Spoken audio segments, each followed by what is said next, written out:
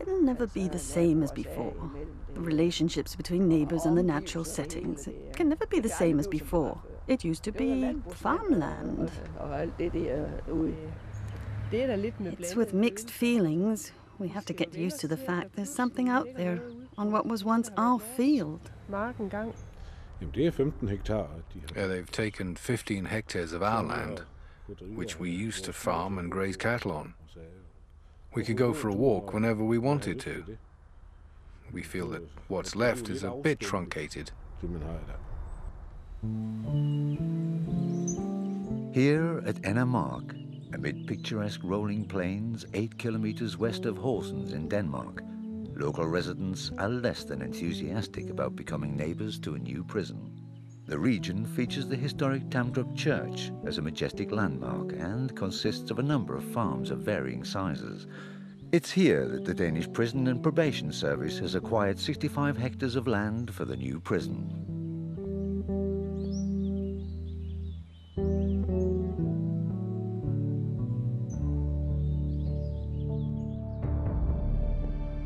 Horsens is home to the old Horsens prison, which has housed inmates since 1853, an enormous building complex with a solid construction. So why not renovate the old prison instead of building a new one? There are several reasons. First of all, the old prison was very old and would have required extensive renovation if we were even going to consider that option. The other reason we chose to build something new was that the old prison fell far short of the requirements we place on a modern prison service today, particularly in terms of security. There were big problems with the way prisons were built in those days. It was therefore wiser to start all over and build something new. Architects Friis and Moltke won the project competition for the construction of East Jutland Prison in 2001. Their proposed calls for several small prisons within the large prison. This was in line with the Danish Prison and Probation Service's desire for innovation, flexibility and security. The architects also have the special task of evaluating the security of the numerous building components before they can finish off the many drawings which will provide the basis for tenders from building contractors on a very specialized construction project. Yeah, as architects, when we create the physical framework for any project, we generally have some kind of reference point, some experiences to draw on. We've all lived in homes, we've all gone to school, but not many of us here in the drawing office have ever been in prison. So having to design a new prison, and particularly a very secure prison like this one, really meant starting from scratch. None of us here have any personal experience or reference point to start from, so this has meant a new agenda for the entire project. This has been a major challenge for us. In January 2003, after several preliminary investigations, archaeologists begin to excavate the Ennemark area where the prison is to be built. Trenches allow the archaeologists to get an overview of the potential for finding traces of the past. What we're working on now is one of the first areas we've opened up, and it turned out to be a farm from the Iron Age. We're going to open up other locations where we also think there may have been buildings. The excavations uncover many pot shards, which help date the buildings at the site. The post holes indicate that the largest building was 30 meters long. Several earth ovens are found, which have been used throughout prehistoric times. It's quite a fascinating landscape we're exploring here. And it's strange to think that in a few months' time, the machines will come in and turn it all upside down. All traces of the past are erased in May, when the first earth-moving equipment arrives to start leveling the site. A temporary road is built to the construction site, which later becomes the permanent road to the prison. Huge quantities of soil and sand need to be moved around on the site. As the old prison in Horsens celebrates its 150-year anniversary in May 2003, preparations are made for the sod-turning ceremony at Ennemark, with the Danish Minister for Justice, Lena Espersen, and the Mayor of Horsens, Vagn Ry Nielsen.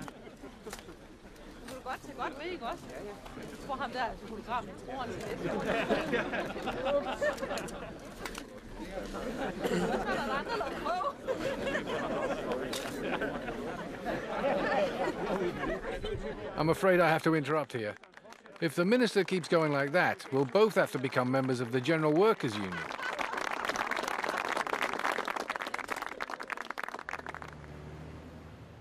But it takes more than a minister and a mayor to do the job. Over the next few months, the many workers and excavators create a completely new landscape, storing the topsoil in large piles for later use. The prison is being built in a wide valley, and the extremely wet and heavy subsoil often creates problems for the machines. In spring 2003, a full-sized furnished cell model is constructed in a warehouse at Nørresnede prison. This is part of the process of designing a cell which is functional for both inmates and personnel. The design is the result of close cooperation between architects and consultants, and the model helps expose potential hiding places for drugs and any other weaknesses. The cell is obviously an extremely important element of any prison, perhaps the most important element, and that makes it particularly important that we think through every detail in such a cell very, very carefully. From our experience, we could see that the cell worked. We had succeeded in designing the furnishings and positioning the various systems and each individual element of the cell in an appropriate manner. By late summer, the landscape in the valley at Ennemark has changed completely. Green fields have been replaced by large patches of soil leveled and ready for later construction. The large earth-moving machines now leave the site to make way for a team of concrete workers who are going to construct the perimeter wall. The team has 5 months to erect the 6-meter-high wall, which is to frame the new prison. Concrete is poured into large sections of formwork, which are continually offset. When a section of wall is about to be poured, the previous element has already hardened, and the formwork can be moved to its next position. In this way, about 150 square meters of wall can be constructed each day. We've spent a lot of time planning the project. One outcome has been that we've tried to use our best concrete workers for the job. This meant the average age of our team ended up being 53 years. The thing we need to watch out here is the wind. Due to safety concerns, we're monitoring the wind extremely closely. The formwork sections being lifted by our cranes weigh up to 5 tons and have a surface area of 50 square meters. If the wind catches one of those surfaces, the consequences could be terrible. Ahead of the perimeter wall sections, a small construction team is pouring an extremely solid foundation for the wall to rest on. Rails are laid alongside the foundation for the large cranes to run on when moving the formwork. The projected concrete usage is 4,210 cubic meters, equivalent to 600 cement truckloads. The work of constructing the 1.4-kilometer long perimeter wall continues throughout autumn and winter. The large wall changes the local landscape and is a new landmark to compete with Tandrup Church. In spring 2004, the wall is almost complete. To reduce the risk of prisoners escaping over the 6-meter wall, it's capped with a circular crown. The crown is completely smooth, making it impossible for escape lines to anchor on it. From a distance, the wall appears as an enclosure that follows the height of the terrain.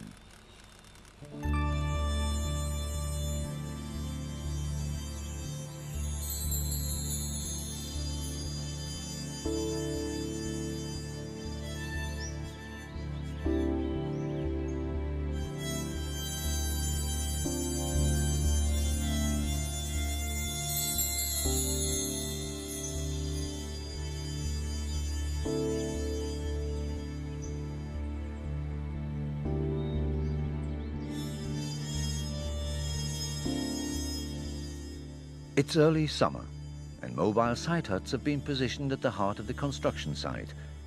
Workers are busy laying foundations in the 12.5-hectare area inside the perimeter wall.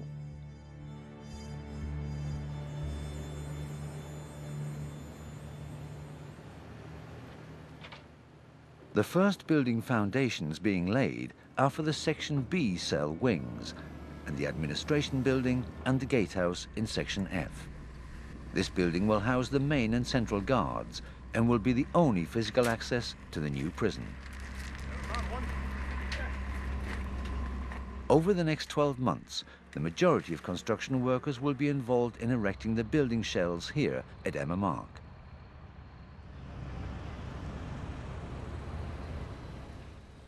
The very first concrete module for the new prison is put in place at the gatehouse early one September morning in 2004. These heavy modules being mounted on foundations on the east side are part of the prison store. The store will house raw materials and the finished goods which inmates at East Jutland Prison produce in the various prison workshops. Prison construction in Denmark is a rare event. This is the largest building project by the Danish Prison and Probation Service since Nyborg Prison was built in 1913.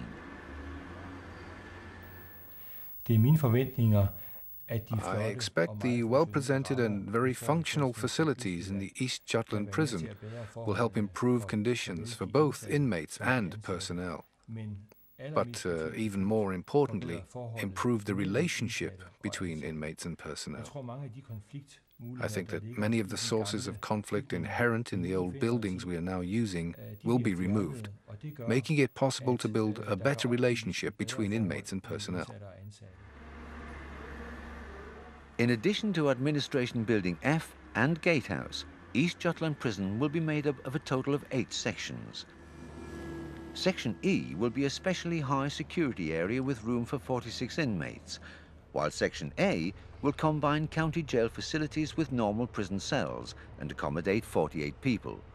Section C will provide medium security prison cells for 48 inmates, and Section D will be a combined drug-free section and treatment facility with 48 cells.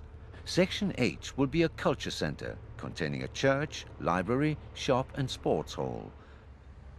There will also be a visitor centre beside Gatehouse F and personnel quarters outside the perimeter wall. In September, the first modules in the South Cell wing of Section B are being installed. This section will house 48 inmates.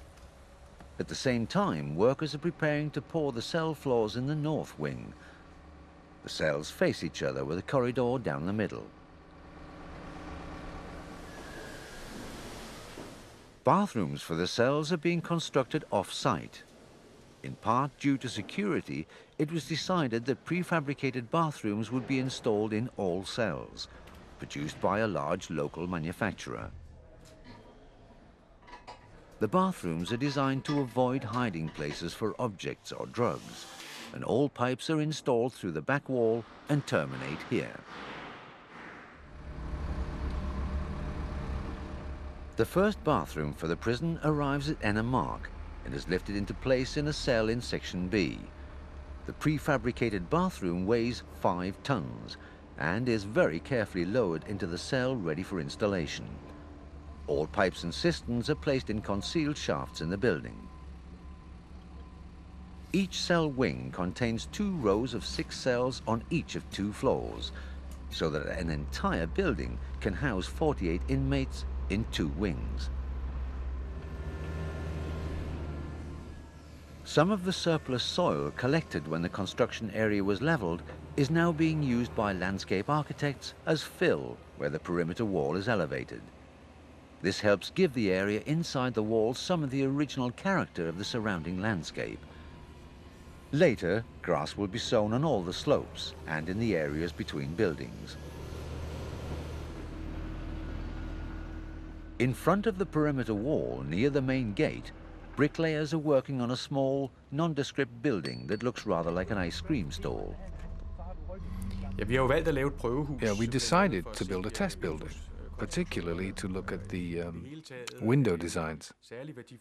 It's very useful to be able to build a test building when we're using non-standard solutions, and there are lots of non-standard solutions in the new prison.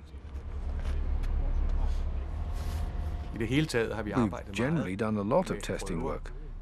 We stipulated that all significant components of the project have to be approved, and we have got involved down to the finest detail, much to the shock and dismay of building contractors and consultants alike, it's probably fair to say. Autumn 2004 has come to end a mark, and workers are working hard to roof section F before the bad weather really takes hold. The roof on this section is the largest individual span in the whole complex, and traditional prefabricated rafters are being used. The architects have chosen to construct the roof using only wedge-shaped rafters, so that the sloping roofs of the building blend in naturally with the surrounding landscape.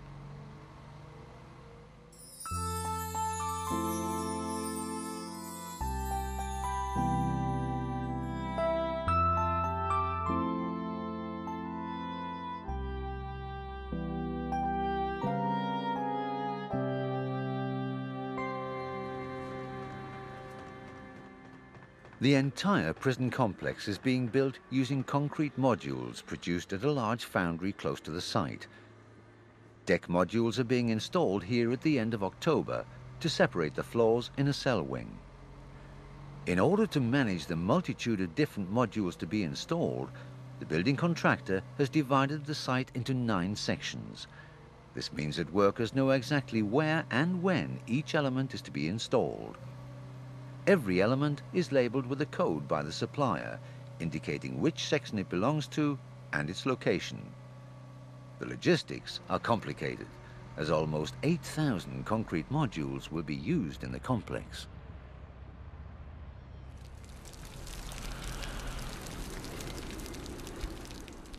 The first winter storms begin to arrive in early December, as the heavy core electrical cables are being laid between several building sections. These cables have to be installed before the frost takes hold and brings work to a halt. The weather has been very wet this winter. We need to lay the cable before the frost comes. Once we get below freezing, the aluminium is too stiff to work with, and it's heavy. So it's pretty intense work. It takes some muscle. It's been calculated that we need to supply about 1,200 kilowatts. That's equivalent to a fair-sized village. It's primarily the workshops that will use a lot. It's limited how much will be needed in the cells for a couple of lights and a TV. Cables to supply a whole village naturally require a reasonable quantity of materials. The electricians have calculated that about 300 kilometers of supply cables will have to be laid for the complex both inside and out. The biggest cables will be laid to very large distribution panels connected to the prison's own emergency power system. During winter 2005, bricks are being laid in several sections at the same time. The architects and the Prison and Probation Service have evaluated many samples before deciding on the final brick structure and colour. Special yellow bricks are being laid here. The subtle tones are intended to be reminiscent of yellow grain fields, to make the prison complex blend in with the surrounding farmland. The bricks are being laid in a single bond pattern, so that the facade will appear almost neutral, without a perceptible pattern. In Section C, a furniture workshop is to be built, which some of the inmates in East Jutland Prison will work in. In January and February, concrete modules are being installed for the 4 production halls, which will house workshops for cutting, processing, assembly and painting. The furniture products the inmates will help produce will primarily be self-furnishings for other Danish prisons. In addition, office furniture will be produced for internal use in the Prison and Probation Service, and occasional products for private customers. Sound transmission measurements are being taken in the cell wing to ensure compliance with regulations. But the measurements are also aimed at ensuring inmates cannot communicate with each other by knocking or using other signals. In our planning for the new prison here in Horsens, we've been very careful to ensure that inmates cannot communicate with each other in situations where the prison and probation service doesn't want them to.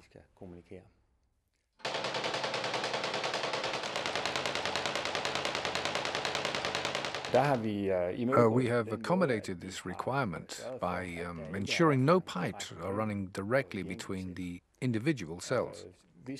Otherwise, by banging on a pipe, an inmate could communicate with the neighboring cell, alongside or above. We've avoided this by running all pipes to an installation shaft. Yeah, actually, all building components, systems and sanitation have been chosen to avoid the possibility of concealing things. The most likely item would be drugs, which take very little space. So there are no hiding places here. In the sanitation systems, ventilation grills or drain traps, we've simply tried to avoid the possibility of concealing anything. Winter has set in for most of the country, and workers on the site are constructing the shell of Section D. Many of the materials are so frozen they need to be warmed using gas heaters or other tools before the work can be done. The ground floor of Section D will house inmates who want to serve their time in a drug-free environment. Once construction's complete, the first floor of the section will also house a treatment section for drug abusers.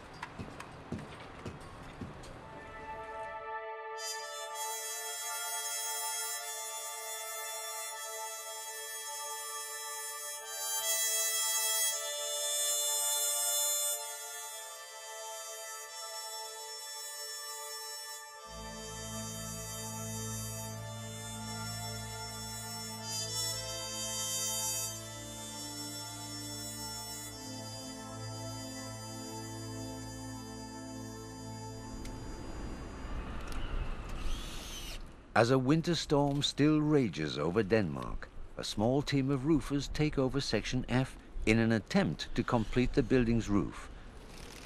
25 centimeters of snow fell the previous day, and snow is still drifting in the strong gusts of wind.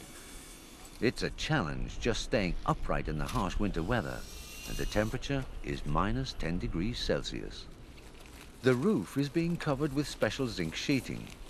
Called natural zinc, this surface ages naturally in step with the changing seasons. So these must be perfect conditions for this kind of work. It may look dangerous, but the workers are protected by a solid ring of scaffolding around the building. In April 2004, construction of the building shells is progressing well. Only Section H, the culture centre, is still at ground level. Here in Section B, preparations are being made to pour the cell floors. The carefully laid insulation layer underneath will further help suppress noise. Given that there are over 20,000 square meters of floor to be poured, a method has been chosen that saves time and also produces perfectly smooth floors, ready for a final layer of linoleum. A very fluid mixture of plaster, sand and water is pumped into each cell from outside the building. This allows around 120 square meters of floor to be poured per hour. The East Jutland prison will be a very flexible prison. Some of the cell sections can be adjusted to house either 6 or 12 inmates in the same unit. This is based on the desire for inmates to be able to get along on a daily basis. Some wings have an open environment between the cell rows, allowing interaction with inmates opposite, whilst others have a fixed wall and a lockable door, which can be opened if the entire wing gets along. This is Section E, the high security section, which will house problem inmates, people who seek to influence other inmates to have a particular attitude. This section is completely isolated from the rest of the prison. Workers on the first floor are concreting the section of the building that will serve as the sick bay for East Jutland Prison.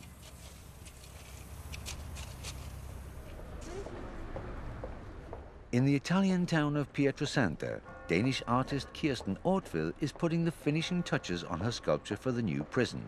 She, along with 4 other Danish artists, was selected by the Danish Arts Foundation, which is financially supporting the project. The rest of the funding derives from statutory requirements governing decoration of public buildings. In her studio, she's working on a working model for a bronze sculpture called Platform. Så gik der ikke så lang tid før jeg fandt ud af. It didn't take long for me to work out that it would be the area itself I worked with as a kind of period picture. The area sculpture was intended as a model, or symbol of the model society they want to create inside the prison. Kind of a model of society outside. The sculpture is all about time. And it's a serious thing, because it's about what the inmates are going into. But it's also about what they will one day leave behind, where they've been. And this has had a big influence on the way I've made the sculpture. Back at Ennermark, Workshop Wing C is being prepared for roof construction. On the other side of the building, workers are ready to install the bridge connecting the cell wing to the workshops and the seminar rooms and recreation rooms on the first floor. The link between the 2 buildings is being made for security reasons. This direct access avoids the need to escort inmates through an open space. Similar bridges will be installed for the other 3 medium security sections. Inmates at Møgelkær Prison are producing furniture for the prison and probation service. They've just started a large furniture production project to provide furniture for cells in the prison at Enner. This arrangement supplies us with the furniture we want, while also providing a basis for meaningful work for the inmates. One of the important things about serving prison time is that inmates are given meaningful work to do, so that we can also get them used to a way of life that corresponds to the life of a normal citizen. So we haven't bought a lot of furniture. We've actually produced it all ourselves from scratch. In June, the first cell bars arrive at the almost bar-free prison. These bars are to be installed on the balconies at the end of each cell wing in the medium security sections. The balconies provide a supplement to the daily yard times, so inmates can get some extra fresh air. The bars enclosing the balconies are extremely solid and escape-proof. They're made from a special type of steel with a very high security rating. Using various hardening processes, the material becomes so hard and strong that any attempt to cut it will quickly be seen as futile.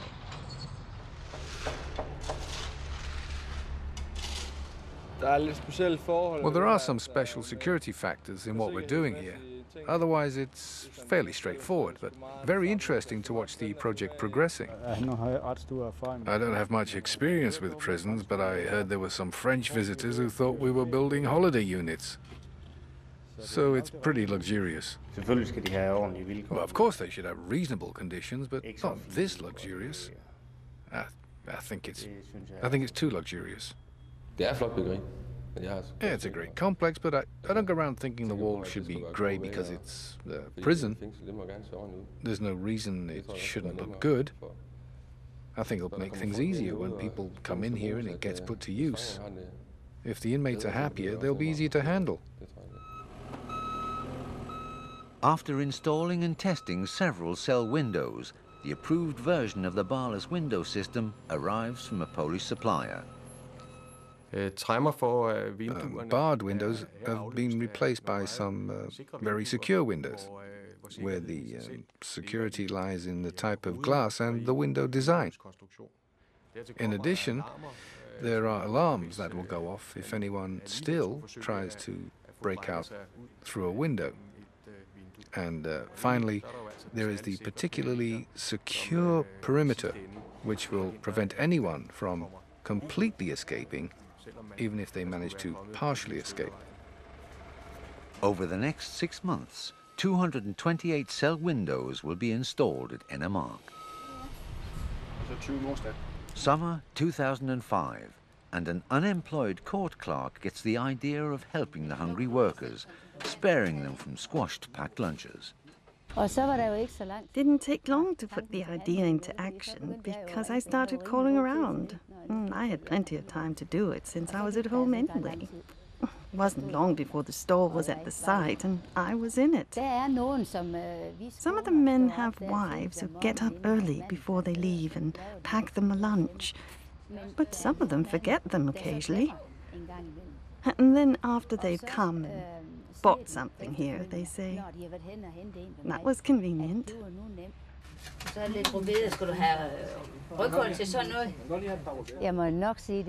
I think it's wonderful here. People are just so friendly. And they're a bit rough occasionally and they tease a lot, but in a good-natured way, so I think it's okay. It's very different to when I worked in the court office.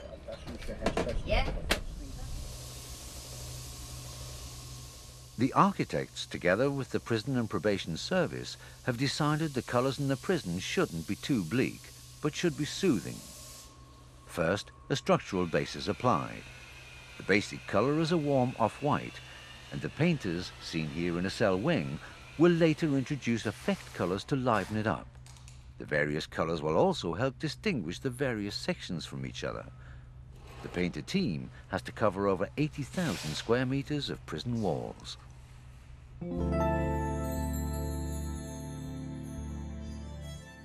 The new village behind the big wall in the middle of Ennemark is taking shape. All buildings or foundations have now risen above the landscape, and over the next 6 months, all sections will have finished brick facades and completed roofs.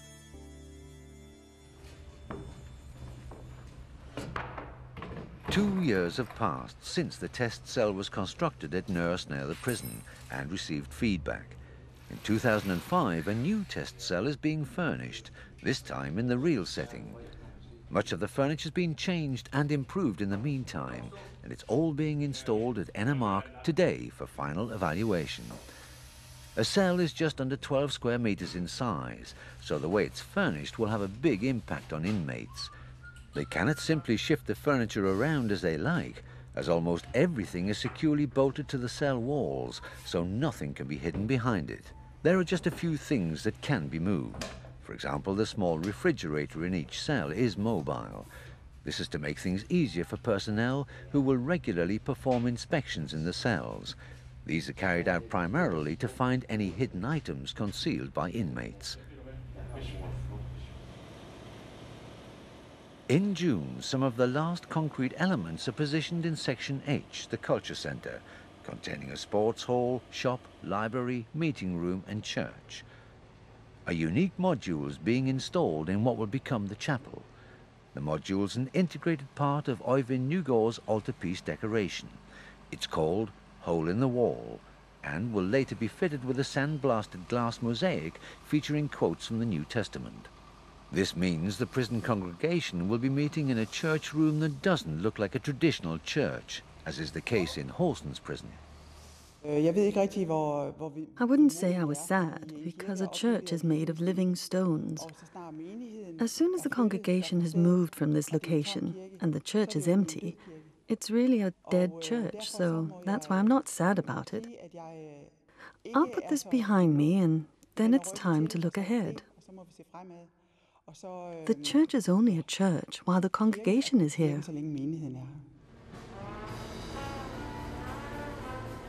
On the 13th of June, it's time to fly the flag at the traditional topping out ceremony. Guests arriving for the festivities at Ennemark are also greeted by traditional music. The celebration's hosted by the owners, in this case the government, for all the construction personnel, with food and drink and the usual series of speeches. Horsens is now not only in the Super League when it comes to football, but also when it comes to having a modern prison complex. As well as the many tradesmen, the Prison and Probation Service has invited over 200 guests to the ceremony, held in the workshop area of Section B. In the future, these rooms will house a metalwork and machine workshop. This will also be where inmates carry out building maintenance in the area of metalwork.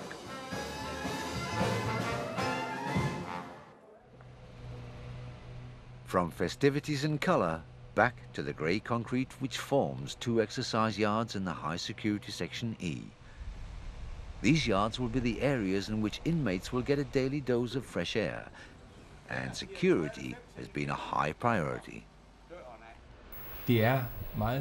This is very different to the way we have set up exercise yards for the rest of the prison. But of course, we need to be especially careful with inmates who are particularly dangerous or have a high risk of escape. The extremely solid concrete walls are not the only thing securing the prison.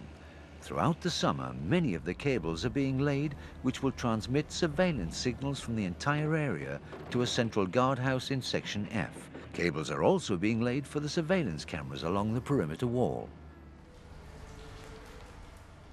As building shells are gradually being completed, a security company runs cables for a variety of purposes.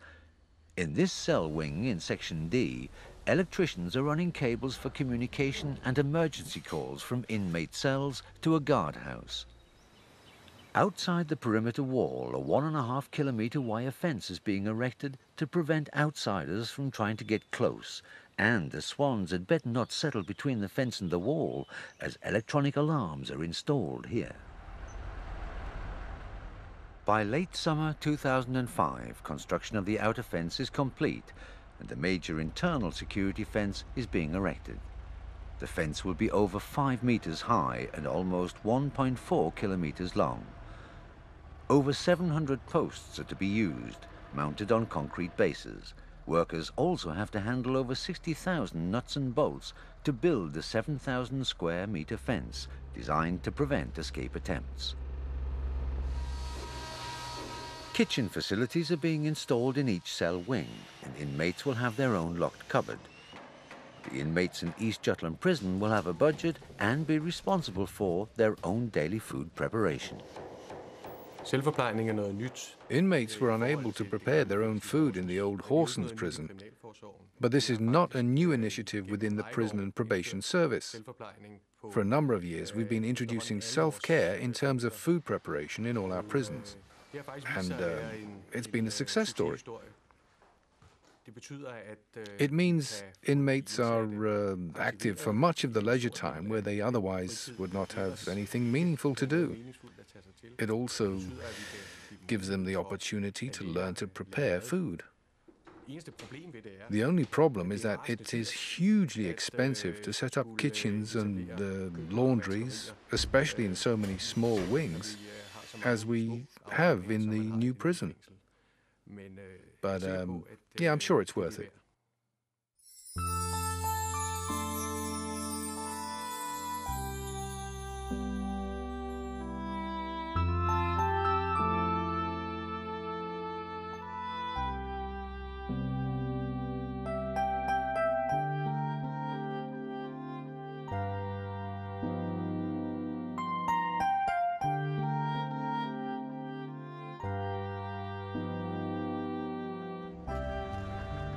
It's an early but mild October morning in 2005. The tall poles for mounting the surveillance cameras are ready for the workers to install. It's a big part of the security contract here. Lots of cameras have to be installed in all kinds of locations. Most visible will be the ones around the perimeter wall. There'll be poles set up for cameras both inside and outside the wall. And there'll also be cameras set up inside buildings and places like that. These cameras will monitor the area 24 hours a day. This means that solid and reliable cables have to be run to the various poles and cameras to be installed all over the prison. The G4S security company has calculated that over 100 kilometers of cables have to be laid to service the communication, surveillance and alarm systems at East Jutland Prison. The exercise yards in the medium security sections are enclosed with wire netting fences, But extra security is required in the high security section E for dangerous inmates. These yards are therefore being fitted with a roof made of very secure grates. They're made of the same type of steel as used in the balconies in the medium security sections. To further protect the prison against break-ins, a row of posts are being built in front of the main gate and administration. The barrier is made up of solid concrete posts running deep into the soil. To avoid leaving a gap, hydraulic posts are being constructed that can be raised and lowered. They're built into concrete frames below the ground in front of the two gates, which provide the only vehicle access to the prison. It's January 2006, and winter has again come to the developing village at Ennemark. In Section C, technicians are preparing to install some of the equipment to be used in furniture production. One of the 4 workshops in the joinery is being fitted with painting rooms and a large fully automatic drying room. Inmates will not be left to produce furniture unaided. They'll be working under the supervision of trained foremen to ensure uniform and high-quality furniture is produced at all times. The joinery workshops will provide work for between 25 and 30 inmates. I'm looking forward to coming out to the new complex. There's a big difference between the new and the old cells. Here we have 6 square meters and no water in the drums. And there's a shortage of refrigerators. In the new prison there are refrigerators and showers and toilets in the drums, cells. That'll be nice.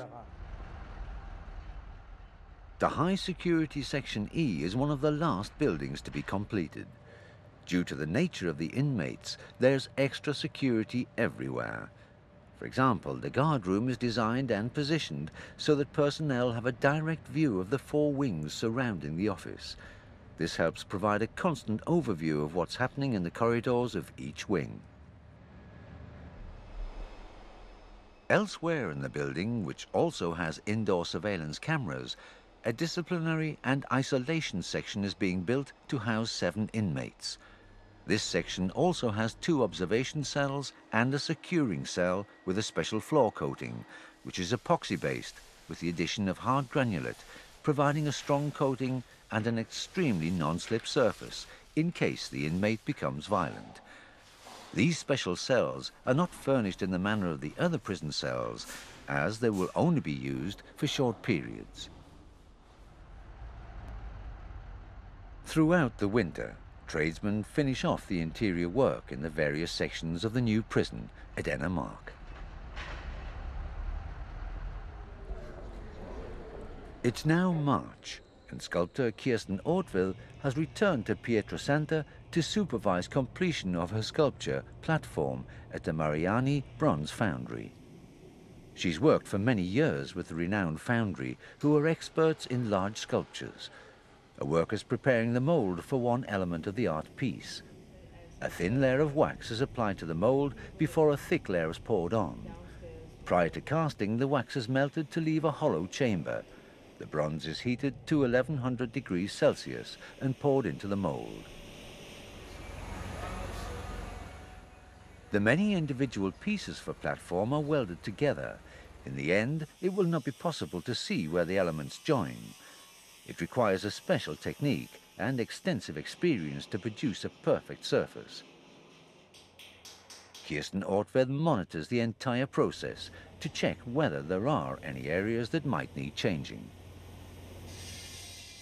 Before the Italian workers can finish platform, the surface is cleaned by blasting it with fine sand. If there are minor faults in the joints, they'll be exposed. The final process after many months of work at Mariani is to patinate the sculpture.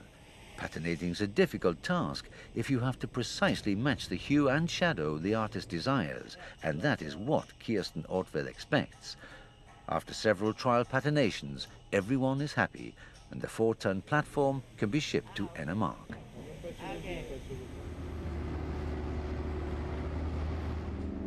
It's real April weather Denmark. And meanwhile, landscape architects are busy with extensive earthworks. The topsoil that was stored in piles after levelling in 2003 is now being spread around the areas surrounding each section. This soil will later be transformed into grassy plains, which interconnect the buildings, giving the prison area a village feel.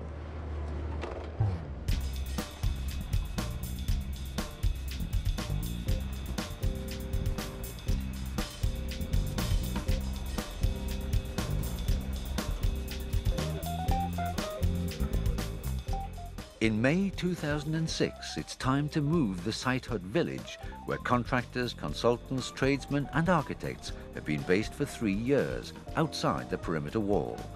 This is to make way for work on a football field in this location. Once the many site huts and material containers have been moved outside, the perimeter wall will be closed. The only access will be through the main gate, which will soon be manned on a trial basis.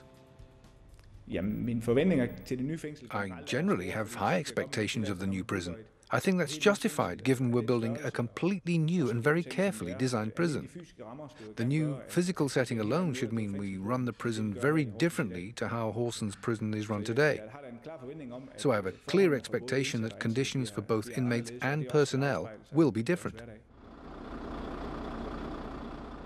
2 tall and extremely strong sliding gates are being installed at the high security section E. These gates are part of the extreme security surrounding the special section. It will be possible to house prisoners here that need extra protection, or people convicted by the International Court in The Hague. The gates can only be opened from the central guardhouse and provide access to section E and the workshops behind the cell wings. The idea is for the high security section to be completely isolated from the rest of the prison. This means that we also want to prevent visual contact, so that the groups housed there cannot communicate with inmates moving around in the medium security section of the prison in any way. A number of surveillance stations have been installed around the area. These units are motion sensors connected in series, which use laser beams to operate. They'll detect any unauthorized movement in the area and immediately send a signal to an alarm system, which will direct the nearest camera to that position. In section H, workers have almost finished the interior of a very simple chapel. The new church in Ennermark is a traditional church, just like the one in Horsens, but smaller. There's a high ceiling, but it's a bit dark, which is a shame. I'm also anxious to see what the acoustics are like in the new prison. It's very important that both speech and music are clear and audible.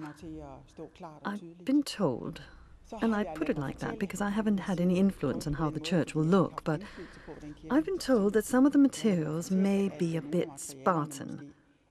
But I don't think that will matter, because it's the room and what happens in it. And once we move in, I'm sure we'll end up with a good chapel.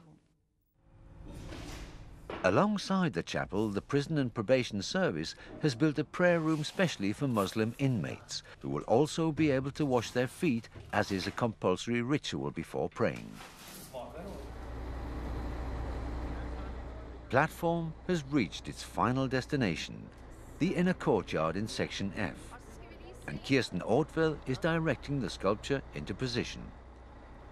Located here, the 4-ton sculpture will be seen by most people who pass through the gatehouse and main guardhouse at East Jutland Prison, for whatever reason. The bars on the windows form their own artistic pattern in the prison sickbay. It's located on the first floor of section E and contains 9 cell rooms. Like a normal hospital, doctors and nurses do their daily rounds of the ward. It's been created for security reasons, to avoid inmates having to leave the prison. In the event of serious illness, inmates will be admitted to hospital.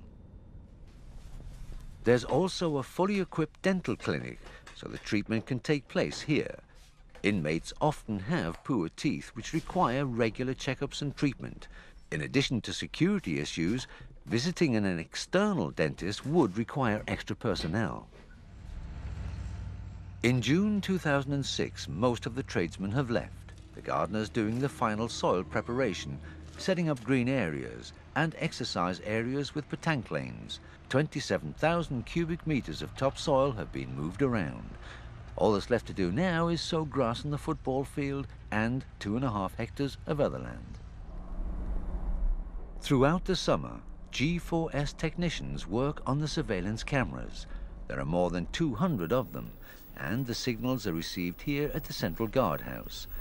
This room is the hub of the East Jutland Prison surveillance and communication system. From here, guards can control all prison functions, such as locking and unlocking doors in all units and sections. All movements in the area are observed by the many cameras. Some are remote controlled and equipped with such powerful lenses that they can be used to read the contents of a letter. Cameras are also installed at the entrances to each building, so guards can monitor movements. The exercise yards are also under surveillance. New technology requires new knowledge. Prison guards therefore receive training in how to use the central monitoring system's many features, which help give prison security a leading edge. But security involves more than just monitoring the area and its inmates. At the main gate, where personnel arrive for work, a checkpoint is being installed which all staff must pass through. I don't have any problem with the fact that personnel have to be checked when we arrive for work. It'll quickly become routine that when you come to work you have to go through these procedures, and I'm confident that none of the staff have anything to hide in this regard. At least it avoids the suspicion someone might have that it was the personnel who were pressed to take something into the inmates. As an extra security, many of the access doors do not use keys. Staff use a small data key which provides access to use a fingerprint reader, which is the actual key to open the door. A severed finger will not work, as the system will categorically reject a finger which has no blood circulation. The prison also features an innovation not seen before in the Prison and Probation Service. In the visitor centre, Section G, 2 small apartments are being furnished in a way which is different to standard prison furnishings. In our design of the East Jutland Prison, we've tried to be innovative in terms of the inmates' opportunities to be visited by their families. I've long cherished the desire to set up visitor apartments so that long-term prisoners could be together with their family, their wife and children, for a longer period, such as from Friday evening to Sunday evening. I think it means a lot to an inmate to be able to see his family in that way, and also to the wife and children, to be able to see the father in a slightly more natural setting. And that's important if we are to avoid the broken relationships we see time and time again between long-term inmates and their families. In September, the new village at Ennemark is almost finished.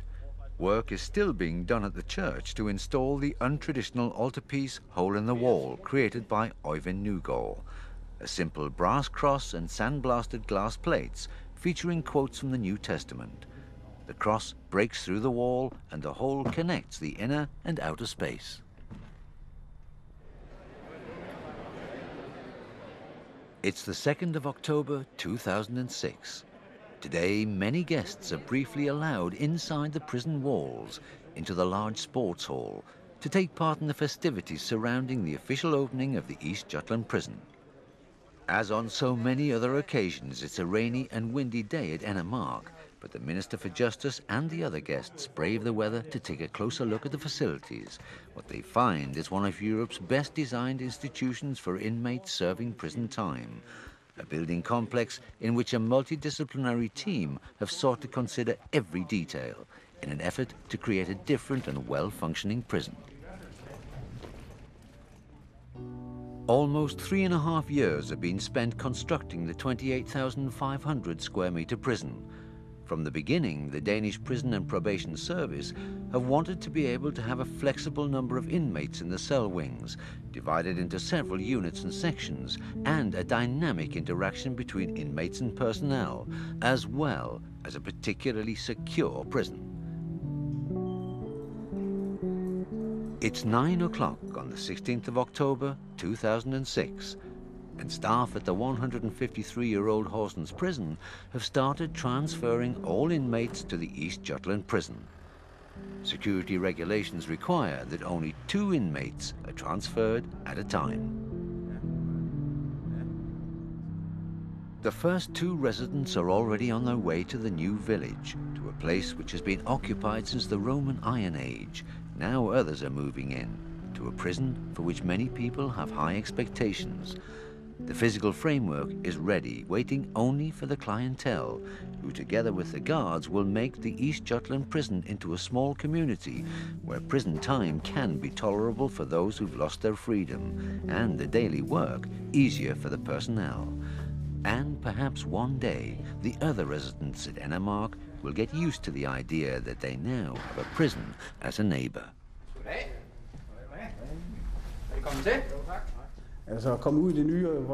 Yeah, I have to say that I'm looking a bit forward to getting into the new setting.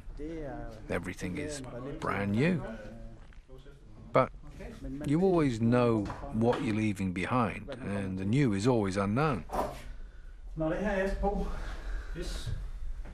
Okay.